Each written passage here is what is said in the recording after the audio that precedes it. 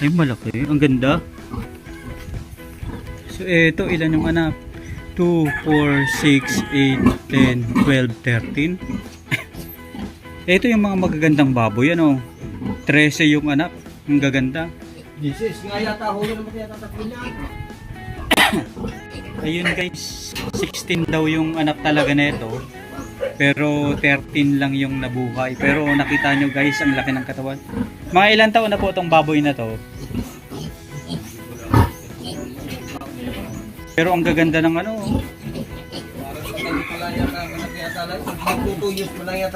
Ito magto 2 years. Kasi the more na tumatagal, the more na mas maganda yung panganganak ng ano, baboy ano. Minsan sa una kapag hindi na tsempuhan ng maganda, 7 lang ano. Ng araw po. Ay, ano po pangalan niyo, boss? Renato de Ocampo. Renato de Ocampo. Tigaon na po ito, boss ano. Ang gaganda boss ng ano ng mga baboy na ano niyo. Mga ilang taon na boss tong ano, tong baboy na ganito?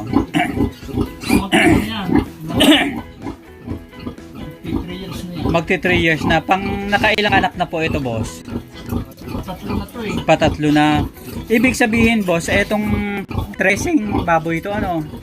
16 yan, namatay yung tatlo. Ayun. Opo. Opo. Kumusta naman, boss, yung panganganak yung unang anakan nitong baboy? Mga ilan po yung anak? Primero panganak ng parang 12. 12 po.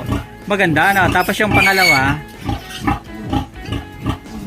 Parang 13. 13. Tapos eto, 16. Ang ganda po ano. Kumusta naman po, boss? Ano pong feeds yung kinakain nito? Ginagamit namin yung ano.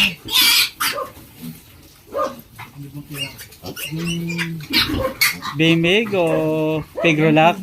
Ah, uno po kayo ngayon. Pag yung pag ano na habang pinapalaki yung pinahin, Opo. ginamitan muna namin ng uno feed. Uno feeds. Tapos, Bago nung siya pinasakbatan na, opo. ginamitan namin ng ano yan, ng bimig. Bimig. Yung, primero yung ano, pag badus na siya, buntis na siya, Opo. ginamitan namin yung ano, dami biik. Ah, yung ano, yung bimig na dami biik. Tapos ngayon po, ang gamit nyo na po ngayon, anong brand? Uno na po. Ano na lang ang ginagamit namin ngayon, yung yung ano, dami gatas pa. Yung Ah, dami gatas pa sa bimig. Tapos dito po sa piglets, hindi pa ginagamitan ng feeds, ano? Ngayon, ginamitan namin yung ano, yung milk gold, yung mga Yung, eto po, yung bago. Ayan, bimig pa rin. Baka bimig pala sina sir. Pero yung mga regular nyo po na mga baboy, uno na po yung gamit nyo. Ayan. Piglets na ganito, mga ilang araw na po sila, boss? Ano yan eh, ibubutas na sa pessages. Ito. Tapos usually nagpa-patiner po kayo o binibenta nyo rin? Pag yung ano, sa ngayon, ibinibenta dahil wala kaming ano, Walang kulungan. kulungan. Opo, magkano po usually yung bentahan nyo ng ano ng piglets? Sa ngayon yata, isang buhatan 3.5. 3.5. Basta kukunin lahat. Ayun.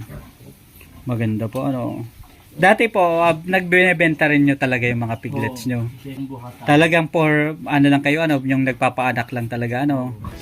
Boss, sa ganito po, magkano po yung nagagastos nyo isang buwan sa pakain sa inahin?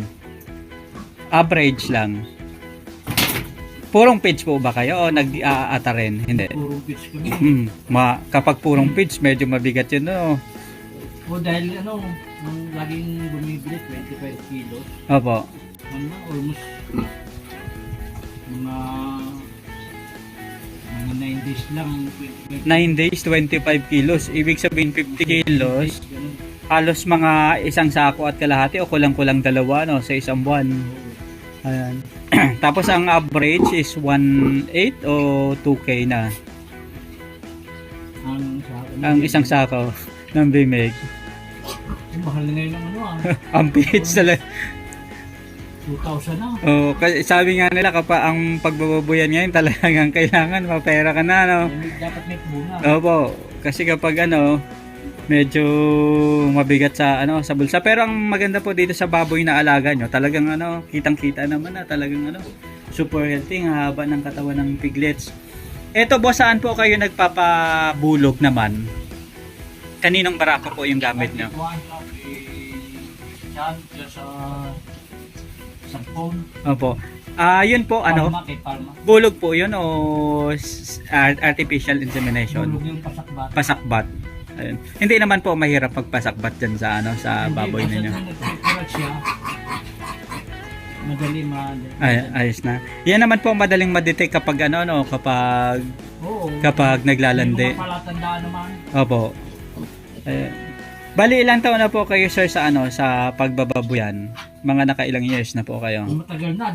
Dati nagpapatining kami. Opo. Kumusta naman po sir yung experience nyo sa pagpapatiner noon? Hindi pare-pareho dahil may beses mataas ang presyo, may Opo. bigas, Opo. mababang presyo, pero hindi naman nalulugi. Opo. Kapag maganda sir yung presyuhan, usually magkanong kinikita diyan sa sa patiner? Kapag maganda yung presyuhan, yung time na natatandaan nyo boss na maganda yung pricing ng Parang kumikita ng parang mga 500 na. 500 sa bawat isang baboy. Kasi purong feeds talaga Tapos kapag naman yung Hindi na nag-aalkansya. Oo. Tapos pero dito sir sa sa yung ganito na may inahin ka, medyo mas madaling makabawi Oo, dahil Kapag- yan, bawa yan. Mabili ba yan, mabili na 3.5. 5 Dati yan, in 3 Magkano 35 na lang yung 10 madali ng computation yun. Ito sir, ano naman po sir yung maintenance nyo sa mga baboy na katulad nito? May mga gamot po ba kayo na ina-injection? Ano po usually yung mga mga vitamins nito? Meron kami merong Technician. na hindi ko masyadong kung ano yung ginagamit niya. Yun yung maganda boss, para at least kapag halimbawa nagkasakit ay may nararamdaman yung baboy, salba agad. Ayun. Maganda po yung gano'n yung may contact na talaga para at least lalo na yung yung at least alam na nila talaga yung gagawin po Ayan guys, sundan natin si sir naman dito sa Ito boss, inahin rin po ito. Nasakbatan na yan. Ito boss parang naglandi na po ba to o Sa pa, ano yan ba? Anak Buntis. niya sa katapusan nitong ibig sabihin malapit na po. Ito sir, ilang days na lang manganganak na to? Oo. Katapusan na ang anak sa aming anak ko. Katapusan ng September. Ito pong isa, Buntis na rin yan. buntis na rin. Tapos kailan naman po yung expected na panganganak nito? Siguro mga ano yan. Mga nakailang buwan ng nabulugan? Kasi mga October na siguro. October na po. Tapos ito, pang ilang anakan na po dapat nitong baboy na to? Primero lang sila. Parehas primero. Dito po ako boss magpizza para kita po kayo. So ibig sabihin, first time po ito. Tapos itong mga baboy na to boss, ilang buwan na po sila? Ano? Mahigit din namin. 1 year. Dahil Ibig pinasakbatan niya mga 9 months. 9 months. Ibig sabihin boss, mula biik, talagang inalagaan nyo po sila ng galing po sila dun sa sa mommy pig na yon. Tapos eto tuloy-tuloy na. Mas maganda po yan boss para at least yung galing na dito mismo sa sarili yung Ang lahi nung babae, Opo. madaming mga anak. Opo. Tapos magandang magatas. At least eto boss, talagang galing na sarili nyo na talaga. Sariling grade. Dumami na ng dumami yung yung alaga nyo. Kumusta naman boss yung 'di ba halos isang taon po kayo na nagantay. Hindi naman po masakit sa sa bulsa. O ayos lang. Mga hindi pero ginagamitan na namin ng kata. Opo. Itong mga later madali na sa tira. Yung ginamitan na namin ng face. Opo. Eto sir, yung sinasabi niyo sir na 9 months bago na pasakpatan. Pang ilang landi na po sir yung baboy yun? Nakailang landi na po sila? Bali ko dapat mga 3 times na pag 3 times na para mas maganda po talaga na na ganun doon pagbubuntis. sa may mga tatanong sa may mga experience. Opo. Ganun doon dapat. Opo. Mga 3 times, 2 times na naglalambot. Opo. Para sure na magbabado siya. Oo. Tapos dito sir, magkano na po ang bayad nyo sa kapag magpapasakbat sir? magkano na yung Yung 800 na yan. 800 pesos. At least mura-mura pa, no? Oo. Kasi sa iba, 1,000. Minsan nagcha-charge pa ng, ano ba yan? Yung labor ba? Yung transportation. Kasi sabi nila, mahal yung gasolina. Mas okay na kasi. Oo. Lagi sa kanya magpapasak na. Oo. Kumbaga kaibigan na, parang katropa na. Kaya ano, maganda sir yung ano, yung babuyan ninyo. At least ano, eto sir, galing na talaga sa ano nyo, sa, dun sa kumbaga anak na yung mami pig na nasa unahan. Tapos eto, magkapatid to sir. Maganda to kapag ano, yung nanganak na. Ang advantage lang sir na itong may puro inahin kayo, at least medyo kahit na ganito yung presyuhan ng baboy na mababa, talagang hindi lugi ano.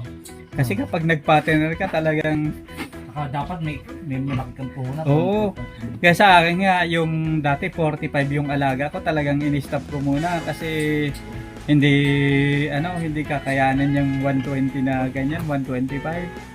Dapat ngayon mga 170, 160 at least ayos na. Oo. Kahit mag 150 pwede na. 150 okay. Oo. Kung binili, kapag sarili mong galing sa sariling lahin, ayos pa. Oo. Kaya kumbaga kaya pa.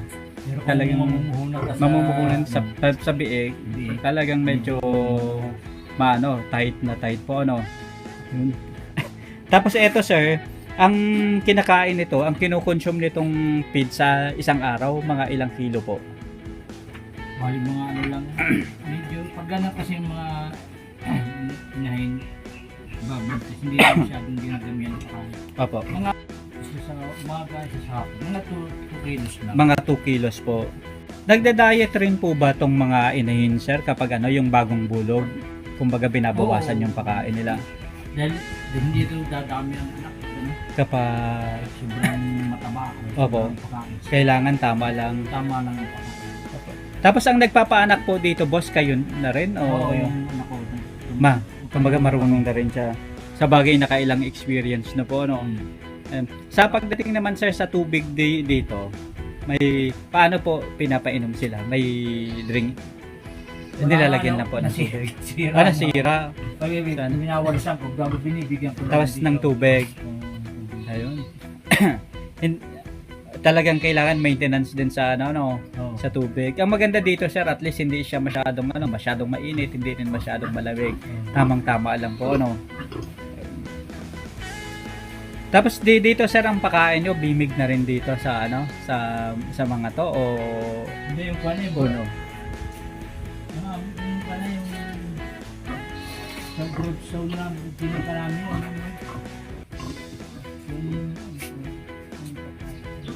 Ayun. Nakichismis muna tayo kay bossing. breeder mass lang. Breeder mash. Ayun. So yun naman yung pakain dito. Pero pag malapit na yung mga by next week yata gagamitan na ito ng Yung gestating, yung dami biig na para at least mag-start na siyang ng gatas po Ayun.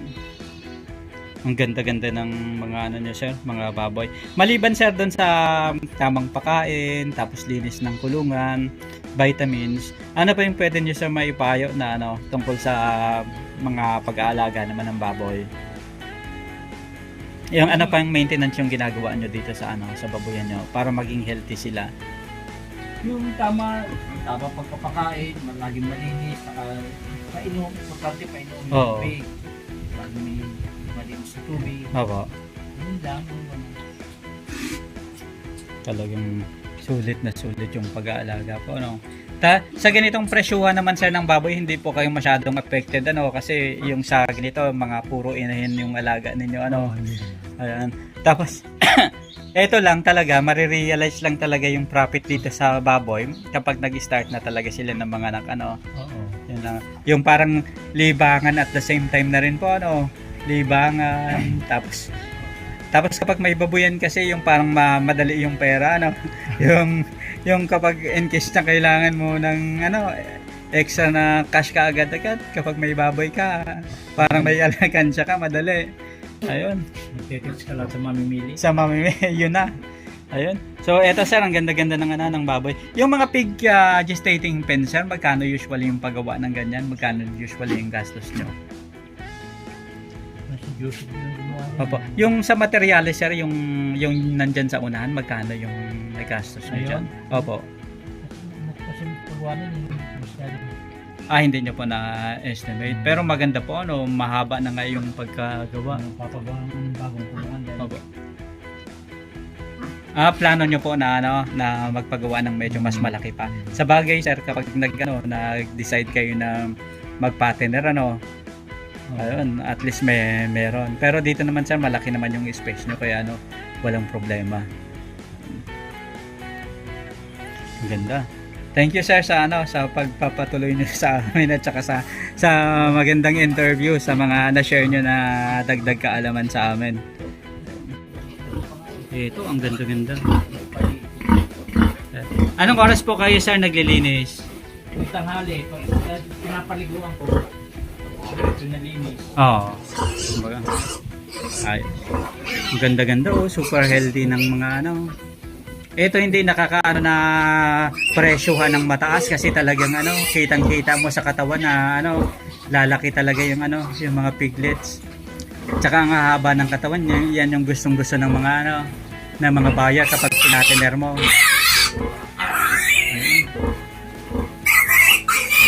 Talagang agawan sila sa Pero kahit na marami yung anak niya, 'di ba? Talagang lahat talaga super healthy Yung iba kapag marami yung anak, yung iba malalami Pero ito talagang kitang-kita na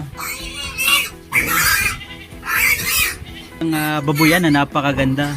Ito guys, ang ganda ng inahin. Maganda yung mga piglets. 13 na piglets to mga katropa.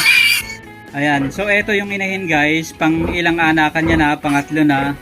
Ito, magaganda yung mga piglets guys. Pwede pa rin nga gawing gawing mga inahin yung mga piglets dito. Ito. Boss, magkano yung presyo nitong piglets nyo? Kung lahatan, bibigay doon hanggang 3.5. Mga 3.5 kayang-kaya. Pero dito hindi kayo lugi guys kasi dito bimig yung ginagamit. At nakita nyo naman guys yung resulta sa katawan ng baboy. Actually 16 guys yung anak na itong mommy pig. Pero 13 yung nabuhay. Pero nakita nyo naman lahat talaga super lalakas tapos super healthy. Nakita nyo guys yung mga katawan. Ayan. So, antayin lang natin yung number ni sir para at least kapag in case na gusto nyo, interesado kayong bumili, pwede. Ano pong pwede nilang kontakin sa inyo sir kapag Ito sa Globe. Sige sir. 0927 0927 42 42 227 82. Ayan. Sino pong hahanapin nila boss? Si Christian. Christian. Ayan. Ano pong apelyido boss? De Ocampo. Ayan. So hanapin niyo lang guys, Christian De Ocampo. Ito dito lang. Dito sa kanya sa kanyang smart. Sige po. 09 09 39 41 45 719. So ito guys, itong mga piglets na to, pwede nyong gawing inahin yung ibang babae kasi nakita nyo naman yung inahin na pwede na pinanggalingan. Kung may bala kayo guys gustong partner, pwede rin, magaganda yung katawan, mahahaba. Pero kung may balak rin kayong inahin, pwede namang kumuha rin dito sa mga piglets na nandito ng mga babae. Magaganda pa yung At saka guys, naputol yung buntot, so malinis kapag ginawa ng maganda. So contact lang kayo guys sa cellphone number na binigay ni sir para at least kay Sir Christian De Ocampo. Ayan. So nakita nyo naman, sulit na sulit kayo dito guys, hindi kayo lugi. So ang address dito boss is sa Tigao na to Anong barangay po to? Caligawan, Sitio Caligawan, San Rafael. Sitio Caligawan dito sa San Rafael. Malapit lang din to guys, At saka accessible guys sa road kaya madali lang pick upin yung mga alagang baboy.